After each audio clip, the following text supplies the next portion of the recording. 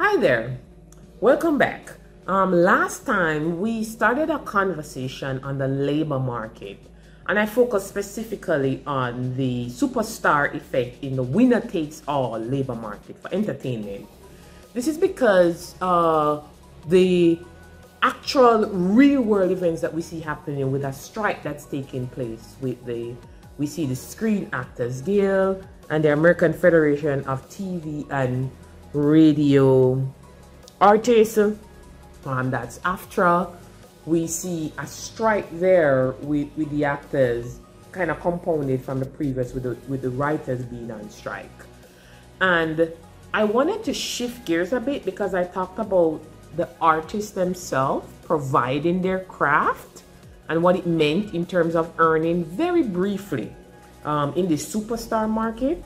I want to switch gears a little bit and actually look at the buyers of the labor from the artists. I'm talking specifically about the studios, right? So the alliance of motion pictures and TV producers, I could be wrong. So the alliance of motion pictures and TV producers, I'll check that a little bit later on, are the representation of the studios and the production firms and so on who actually buy the labor. And what I want to focus on is when you picture in your mind these studios that's buying the labor, not a lot of them, okay? So they are buyers of the artist labor, these actors and entertainers, but they have a lot of power. So if you only have a few production houses, few studios, as an actor, this is the person who has to see you, this is the person who has to buy your labor. They have a lot of power to dictate what they want to buy your labor for. And the market I want to look at for that, to give us some context, it's called a monopsony. A monopsony, it kind of sounds like monopoly, but it's not a monopoly. The monopoly is the seller side. This is where you have a single buyer of a particular good, service, or resource. So this is the single buyer, the dominant buyer. So the buyer has all the power. And this is the context of how I think about things when I think of the alliance of motion pictures and TV producers. What's that acronym? Alliance of, what is it? The Alliance of Motion Picture and TV Producers. I think that's the acronym. These are the buyers of the talent from the actors. Now what's going on here? I'm going to try to explain this on a graph. Okay? Let me get this going. But that's what we use the board for. Lots of actors trying to sell their labor, okay? The A-listers, the B-listers, the C-listers, lots of people trying to sell their labor. And the dominant buyers, which are the producers, we're going to represent them right now as the collective with the AMPTP. They dominate. So, what does it look like? Let's set it up. Okay, here we go. Okay. And we're going to have the quantity of labor, that's QL, the quantity of labor, I'm going to put it here. And I'm going to put the wage rates right here, okay? So we're going to treat it like any other market. Now how the market works, markets have a concept of demand. And in a labor market, this is called marginal revenue product, the MRP, okay? So in this market, this concept of who is demanding labor, remember I told you earlier the demand for labor was a derived demand. So you're not demanding labor for itself, you're demanding the labor for what it can give up. So when they're demanding the labor of the actor and the entertainer, right? They are looking at, well, what can I get from it? Will this person make my movie sell? will I be able to get huge box office views and revenue? So this is why our demand is kind of captured in what do I get, marginal revenue product, a concept of how productive is the label and what is the price I can get for the final thing that they're gonna buy. Just think of this as a demand, marginal revenue product. It captures the productivity of the label and also the final price that you're gonna get for that good or service in the end market. Okay? Now, here's the other piece. In a market, you have demand, and what's the other one? Supply. Okay? So we're going to have the supply of labor. And who's supplying the labor? So those are the actors and the entertainers, right? Those are the individuals from, we're talking about as captured as a group in the screen actors, guild, and actors. Okay? The American Federation of TV and radio artists. I think I got that right. Okay? So we're gonna capture them here collectively as the suppliers of labor. Looks familiar? Right here, what's this called? That's the equilibrium. I'm gonna use green. This, it's not really good. Let's try this one. This is the equilibrium wage, and here is what the AMPTP is supposed to be buying from the competitive market. They're supposed to be giving this wage from an equilibrium perspective, okay? And this is the quantity from an equilibrium perspective, where supply meets demand. Now remember what I said, we are talking about a dominant buyer, the AMPTP.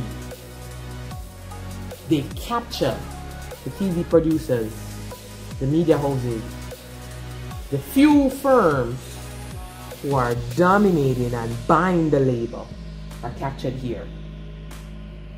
So you think they're going to look and say, this is the equilibrium, this is the appropriate wage. When you have market power, you use it, okay?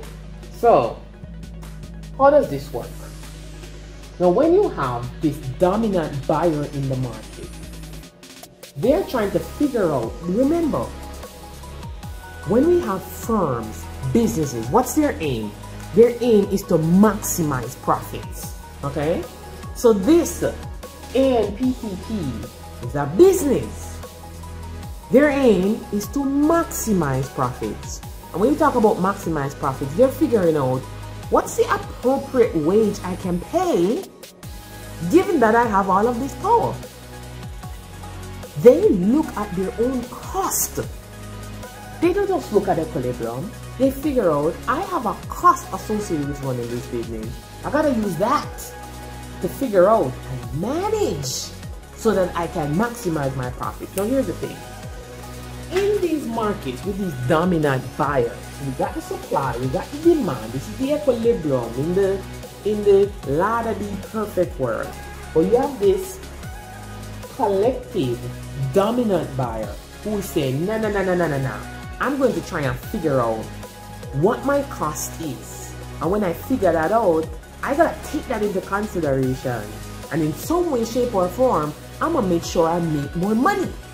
Now what that looks like is, these monopsonies, the dominant buyer, their actual cost looks something like this. I'm gonna put it up here. It's called the marginal resource cost. So their cost for labor actually sits above the original supply curve.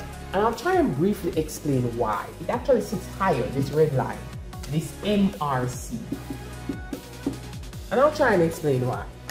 Let's say this dominant buyer buys labor. They hire one person and they pay $6 an hour.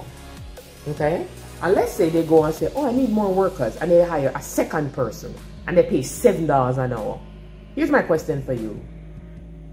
Can they get away with just paying the second person $7 an hour and leave the first person at $6 an hour? Can they get away with that? No. Suppose they hire a third person, and they hire that third person for $10 an hour. What do you think is going to happen? The first person is going to go, wait a minute, I'm not sitting at $6. I want $10 too. The second person is going to go, wait a minute, I'm not sitting at $7. I want $10 too. The point is, each time they do this incremental hiring, okay, and this wage rate is going up, it means they have to recalculate the cost of labor, and it sits higher than the original supply curve. Hence why I put this one higher. So here's where things get interesting. Remember, the firm, we're kind of picturing them as the AMPTP in this strike scenario. The firm cost is all the way up here. Let's just label it a little a. So you might be going, woo! That means they're going to give these screen actors, Gill and AFTRA a nice wage up here. Nah. They have power. They are single buyers. In the strike I was reading, AFTRA and SAG asked for an 11% increase. They are dominant, powerful buyers. When I say powerful, I mean in terms of market power. Okay? Few buyers dominate. Lots of people trying to sell to these few buyers. So SAG and AFTRA, we're just looking at the wage piece, 11%. Dominant buyer saying, no. I can look at what my cost is, and I'm actually going to figure out from your supply of labor what you really deserve. And let's call it E. And this is the wage that I will offer. Let's call it WB. So AFTRA, SAG, 11% wage increase. Monopsony, dominant buyer. I'm using monopsony, but really the AMPTP has a different term. We say it at the end. Says, this is my resource cost of labor. This is your supply. I'm not giving you no 11%. SAG, AFTRA. Let's talk about 5%.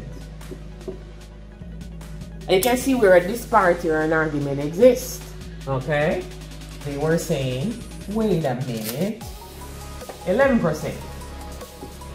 Say, no. I have a lot of market power. 5%. I just call this. I just have a random name for this that I call the wage. Yeah. And like a wage chasm. That's just my random name for it. A gap exists. The market power that exists with the single buyer dampens the wage that's being offered. They're not going to get the competitive wage. They're definitely not going to get this. Instead, it's all the way here, and they actually demand, I should actually bring this down. They say, by the way, I actually want less of you. So we're going to see more waiters, okay, dog walkers, so on, working on their craft. We don't even want the W star amount. We want WB. Remember, this is a superstar effect, winner takes all market. So it's really a hardship on who is deemed to be regular folks in this acting industry. So this scenario gives you an idea of the buyer side, the AMPTP. Now, they're not a single buyer, so I should be careful here. They're not really a monopsony. You do have, I would say, a few buyers that dominate. So they're not really single, okay? So this is actually more an oligopsony, where you have a few dominant firms. So remember, this group here actually acts as a collective unit for the TV producers, okay? So that gives you an idea, in my mind, of when you have the power sitting with the buyer, which are the studios and the producers and the production houses that buying the labor, they have a lot of power. They in fact can dampen the amount of wages that exist. So the question is, if you have this kind of unevenness in terms of the buyer having power and lots of people trying to sell their labor and they're going, I have power, so I'll do this. How do we level the playing field? How do we even get the competitive wage? How do we have a fair conversation about 5% is not enough? We gotta talk more. This is where the union comes in. This is the collective bargaining action. This is the SAG and the AFTRA and Franz Drescher, the president, saying, we gotta collectively come together and figure out, since they have so much power with this oligopsony, how do we get power as the sellers of our labor? Union, collective bargaining. So, very briefly, the last video I'll do in this sequence, I'm actually going to look very quickly at 3 different union models and kind of get a sense of what this strike is trying to do. Now that we know the seller side, those are the actors. We know the buyer side, that's the studios, the AMPTP. What is the strike trying to do as it tries to level this playing field? And we're not putting a value statement on what's happening. We're just looking at this from an economic lens. I hope this was helpful. I hope it gives you something to think about. And I hope it allows you to have a conversation about really what economics has to say about the actors' strike. Take care.